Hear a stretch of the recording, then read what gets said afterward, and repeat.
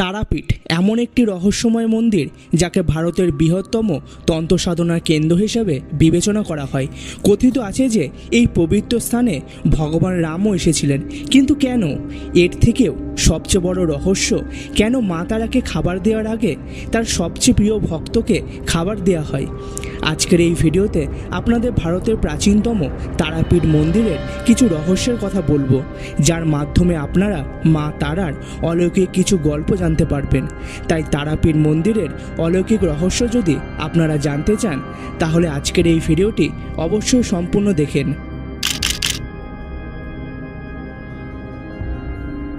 পশ্চিমবঙ্গের বীরভূম জেলায় অবস্থিত মা তারার তারাপীঠ মন্দির, যেখানে বিরাজমান রয়েছে মা উগ্রতারা। তন্ত্র সাধনার 10টি মহাবিদ্যার মধ্যে দ্বিতীয় মহাবিদ্যা বলা হয় মা তারাকে। মা তারা জটা এবং নীল সরস্বতী নামে পরিচিত। তারাপীঠকে মহাপীঠ হিসেবে বিবেচনা করা হয়। কথিত আছে যে জীবনে একবারও যদি তারাপীঠে এসে মা তারাকে দর্শন করা না হয়, তাহলে সেই ব্যক্তির জীবন ব্যর্থ হয়ে যায়। বিশ্বের প্রতিটি কোণ থেকে তান্ত্রিকরা এখানে তন্ত্র সাধনার জন্য আসেন। এখানে ভক্তরা পশু বলি, মদ পান এবং অন্যান্য বিভিন্ন প্রক্রিয়ার মাধ্যমে মা তারাকে প্রসন্ন করা হয়। তবে তারাপীঠের অন্যতম রহস্য লুকিয়ে রয়েছে তারাপীঠ মন্দিরের ভেতরেই।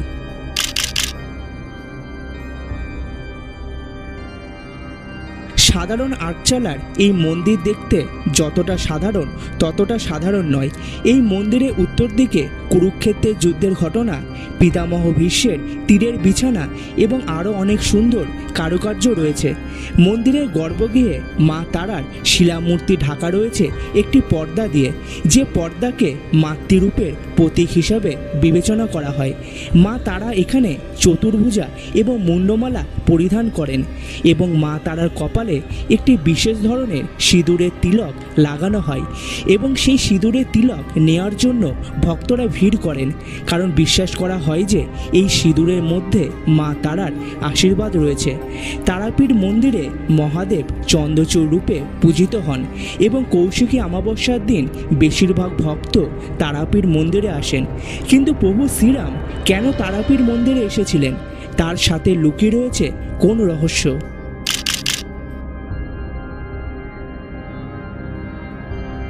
তারাপীঠ মন্দিরের কাছে প্রেতশিলা নামে একটি জায়গা রয়েছে, যেখানে লোকেরা তাদের পূর্বপুরুষদের আত্মার শান্তির জন্য পিণ্ডদান দিতে আসেন। কথিত আছে যে প্রভু শ্রীরামও তার পিতার মৃত্যুর পর এখানে পিণ্ডদান করেছিলেন, যাতে তার পিতার আত্মার শান্তি ঘটে। এই কারণেই প্রভু শ্রীরাম তারাপীঠে এসেছিলেন। তবে তারাপীঠ মন্দিরের পাশ দিয়ে বয়ে চলা দ্বারকা নদী খুবই রহস্যময়।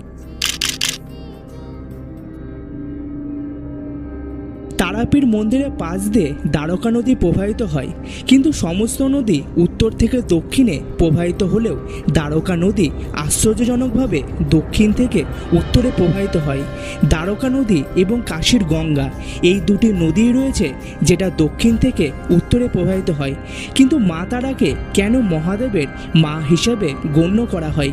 এর পেছনে কোন রহস্য লুকিয়ে রয়েছে? শিবপুরাণে বলা হয়েছে যে সমুদ্র মন্থনের সময় যখন হলাহল নামক বিষ বেরিয়ে আসে এবং বিশ্ব ব্রহ্মাণ্ডকে বাঁচানোর জন্য মহাদেব সেই বিষ পান করেন, তখন তার সেই বিষের কারণে সমস্ত শরীর চলতে শুরু করে।